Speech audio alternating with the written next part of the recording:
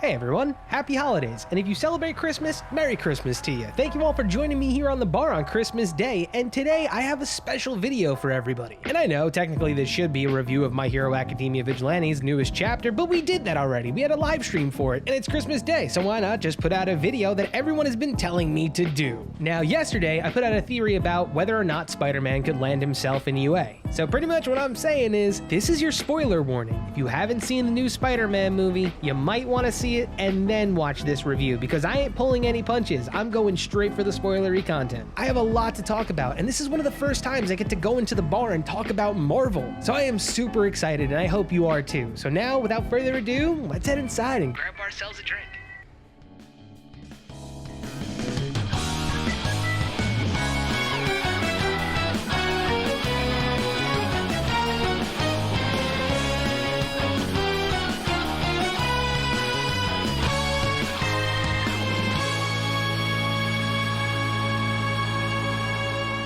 Alright, welcome to the bar, folks. I guess this video is kind of almost like a Christmas gift to myself. I really wanted to cover this movie when it first came out, man. I was a little hesitant at first, but now that the movie's been out for a week, I can't contain myself any longer. I gotta talk about it. The fact that Marvel was able to pull off this movie within the social standards of what's going on in the current times, it's amazing. And I'm sure there were times where all of us were like, oh man, are they gonna push back the date for Spider-Man? But they didn't, and that's great because I'm so happy I saw it. And I know that there are some people that have their critiques about the film. Look, this movie was not Citizen Kane, and to be quite honest, Citizen Kane was kind of dog shit too. But essentially what I'm saying is the movie can still be critiqued to a certain degree. When you get past the shininess of, oh, 3 Spider-Men, you could start picking out things that are like, okay, that is kind of dry, that is kind of boring. But like I said, that's how movies work. No Way Home is essentially the very first time that Hollywood executives get together and agree that there is a huge fan base surrounding Spider-Man. Like, besides Superman and Batman, literally the third most recognizable superhero is Spider-Man. Arguably, he is the biggest property within Marvel. I honestly would expect more people to bring up Spider-Man and make it synonymous with Marvel than Iron Man or Captain America. No Way Home's runtime clocks in at about 2 hours and 20 minutes, so honestly, if I were to talk about every single little thing that happened, we would be here until tomorrow morning with how much I would be rambling. So we're going to focus on 3 central things. We're going to talk about the source material that No Way Home has been drawn upon from, the future of the Spider-Verse within the MCU, and finally, we're going to talk about the MCU as a whole and what No Way Home's implications mean for the rest of the universe. Meet me by the wall, I gotta pour another shot.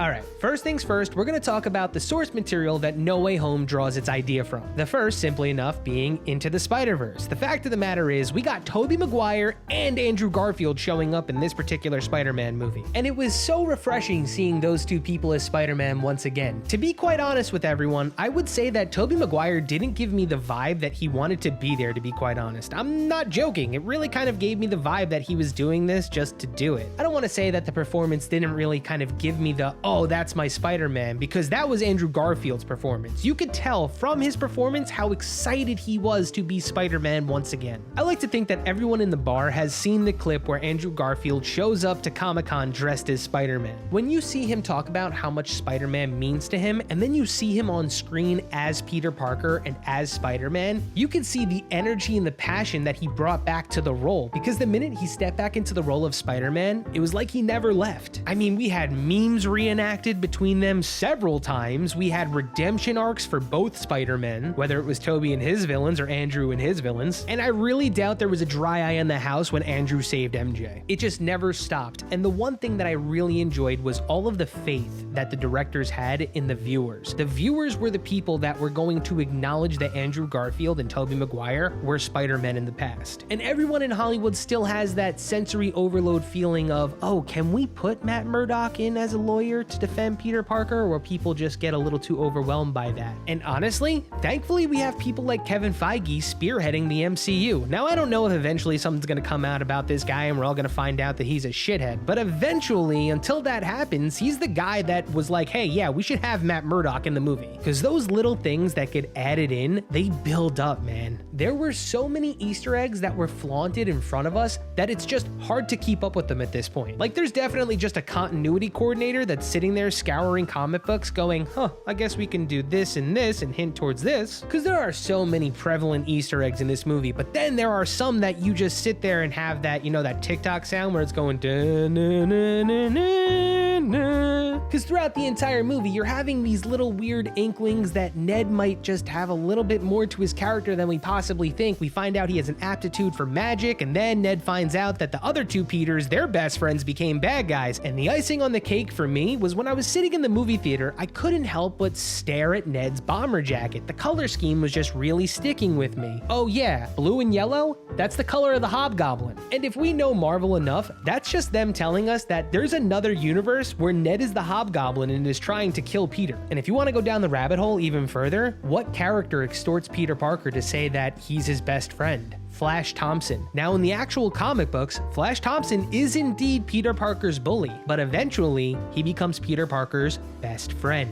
And in this movie, not only does Flash Thompson finally have his blonde hair, but Peter finally admits that Flash is his best friend. So don't be surprised if Flash Thompson ends up being Peter Parker's only friend in college. Also, don't be surprised if somehow Harry Osborn shows up. Like I said before, the Spider-Verse is very, very timey-wimey, so any character that might serve a purpose can just be taken out and made into a significant character. Like, real quick, one of the biggest spoilers of the entire film is that Uncle Ben has been replaced with Aunt May. When that scene happened, I stood there in disbelief. I knew something was up. The minute that she got macked by the Green Goblin's glider, I knew something was up. She got smacked hard. But when that moment happened and you're sitting there and you're watching her speak, and right there, I took a moment just to look at everybody around me, and it was a weird moment of symbiosis where everyone realized what was going on. It's like people were able to predict the cadence of her voice, and everyone knew that she was about to say, with great power comes great responsibility. My particular movie theater was pretty cool. Don't get me wrong, I was still getting kind of pissed off because people were making TikToks halfway through the film, but when this scene happened, you heard everyone's heart universally break. I mean, I had the guy next to me that was sitting with his girlfriend just going, no, no, no, no way, not this way. And the way that it was done and the way that Tom Holland acted, it was a phenomenal performance by both actors. I can tell you right now that this was definitely one of those things that when Marissa Tomei accepted the role, they brought her into a room and looked at her and was like, you're gonna be Uncle Ben. But that's the thing about these MCU movies. Every single character has a part to play. In the beginning, Jacob Batalon's character, Ned Leeds, was a character of zero consequence whatsoever. It was just a character that was friends with Peter Parker, his quote-unquote guy in the chair. Now he's a character that was able to take Doctor Strange's sling ring and use it with relative ease. Like, he uses it better than Doctor Strange was able to use it his very first time. Anyway, Into the Spider-Verse is like the biggest blanket story that could justify the events of No Way Home. But beyond that, the two stories that they draw their source material from is the critically shamed Spider-Man story, One More Day, and the story that leads into it, Civil War. And honestly, Civil War was a lot more well received by the critics, but Spider-Man One More Day is something that is universally despised amongst the comic book community and the editors themselves. But essentially, Civil War leads into One More Day because what happens in Civil War is Tony Stark is able to convince Peter Parker to come out and announce that he is Spider-Man. And the difference between Tony Stark and Spider-Man is that Spider-Man has people to protect. I don't want to say that Iron Man kind of freezes out everybody and doesn't really kind of give villains the reason to kidnap people, but in the comic books, he always is kind of interpreted as a pretty callous dude. Tony Stark is a lot less likable compared to Robert Downey Jr.'s iteration of him, because the reveal of Peter Parker as Spider-Man causes a certain Kingpin, Wilson Fisk, to go get a sniper and shoot Aunt May. The events of this cause Spider-Man to go into complete hysterics. Like, he goes to everyone under the sun to figure out how to erase from everybody's memory that Peter Parker is Spider-Man. So what's he do? He goes to Doctor Strange. It's a lot less different from someone trying to get into MIT, put it that way. The stakes of the comic book are just a tiny bit higher than the ones in the movie. And this is the part where the main speculation happened, where everyone assumed that Doctor Strange was actually the demon lord himself, Mephisto. You see, in the storyline One More Day, Mephisto tells Peter, yes, I can do this for you. I can make everybody anybody forget that Peter Parker is Spider-Man, but I want the relationship that you and MJ have.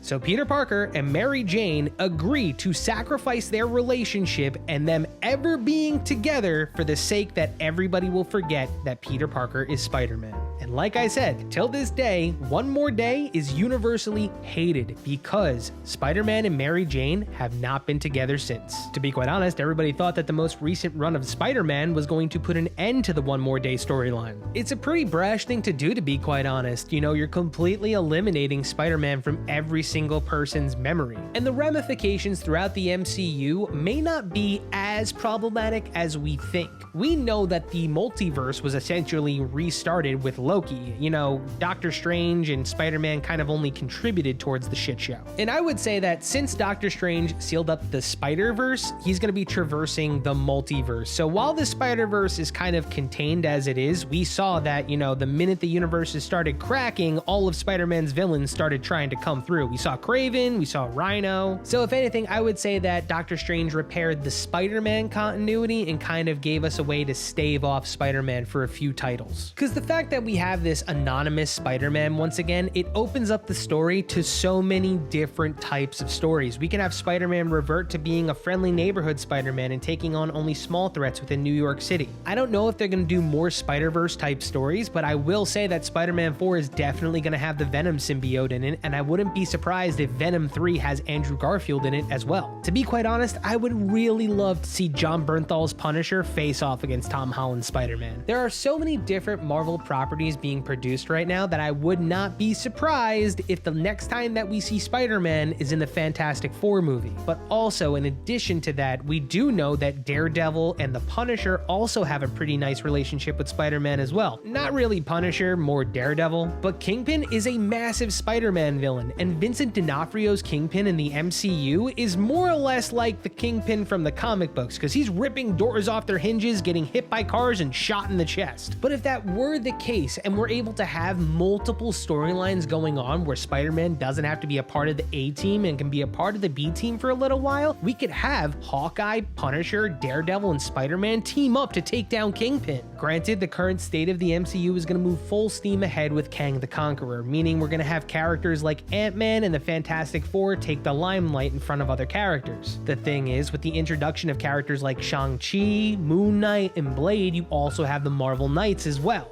That's not discounting the fact that you do have movies like Morbius also coming down the pipeline. And I think having so many different characters do so many different things, it's kind of refreshing. It gives us the ability to kind of pick and choose which storyline we want to continue following. If you manage to keep up with the multiversal travel, you'll be able to keep in touch with everything going on in the MCU. But if you're the type of person that really just likes to sit down and see what's going on, the Falcon and the Winter Soldier and Hawkeye are just perfect for you. The multiverse is going to become tedious, and a lot of people are going to start tapping out of Marvel because they're not going to understand what's going on. Shang-Chi, the Eternals, and Guardians of the Galaxy are opening up the celestial part of the Marvel universe. Then you have the part of the MCU that contains the multiverse, so you have Doctor Strange, you have Ant-Man, you got Spider-Man, you got Loki. And with Moon Knight coming out, we're getting our first taste in what the supernatural parts of the Marvel universe might be like. Because with Moon Knight comes Blade, with Blade comes Morbius, with Morbius comes the Werewolf by Night, and the next thing you know, they're facing off against Dracula. So if anything, what I would say is that Spider-Man No Way Home does a fantastic job at removing Spider-Man from the MCU for the time being. When you think about it, we've gotten 2 Spider-Man movies and a bunch of Disney Plus television shows that are actually continuing the narrative. All that Spider-Man No Way Home was doing was essentially removing Spider-Man from the plot for a little bit. I would go as far as to say that it's more likely that we probably see Andrew Garfield as Spider-Man in the Venom film before we see Tom Holland show up again as Spider-Man. If we do see Tom Holland Spider-Man, I would go as far as to say that it's likely we'll see him in a supporting character role. There's no way that they're going to make a Spider-Man television show, especially because the property is shared with Sony. Actually, if I were to be a complete pessimist about this situation, I think that there's no chance in hell that Sony would allow their character to be a supporting character in a Disney Plus television show. Because, you know, obvious enough, they don't care about the fans, they care about money. Look, the only reason why Tobey Maguire and Andrew Garfield were in this movie is because they knew that they were going to break box office records by allowing them to be in the film. film, but that's what the big oil conglomerates that fund these movies think about, their bottom line.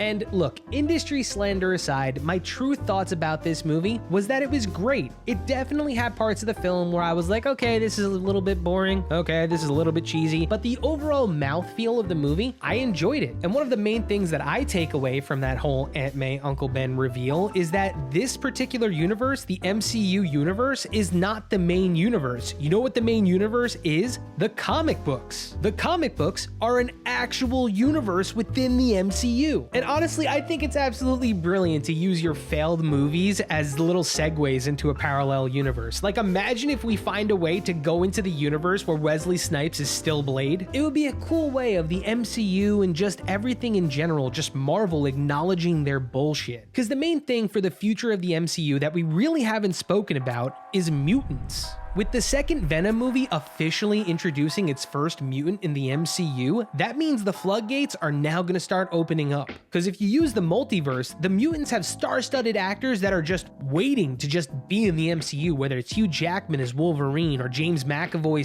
/ Patrick Stewart as Professor X, not discounting the fact that Ryan Reynolds is just waiting to get in as Deadpool. So I wouldn't say that the future of the MCU is bright or murky. I would say that it's just in several different paths that we just have to sit here and wait and just watch and see what they're gonna do. Spider-Man No Way Home was a refreshing breath of air right after The Eternals, because to be quite honest, The Eternals wasn't really a good movie. Shang-Chi was definitely the strong one out of the trifecta, with Venom being the runner-up, but I can tell you right now, The Eternals was not a good movie, and I definitely would not pay to go see it in a movie theater again. But this new Spider-Man was something different. I know that some people have their critiques about the writing and whether or not it was actually a good movie, but me, on the other hand, it felt like catharsis. It felt like them acknowledging that my childhood Spider-Man existed. And I really enjoyed the film, so if you haven't seen the film and you're just watching my review because you want to know what happened, do yourself a favor. Find a way to watch the film. I know the current circumstances of the world right now are a little bit murky and tensions are running high right now, but if you're looking for a movie just to take you out of life for a while, Spider-Man No Way Home is definitely the movie you should go and see. And look, this is my very first movie review here at the bar, so if you enjoyed it, please do me a solid and hit that like button. I know this one kind of ran a little bit long, but I guess,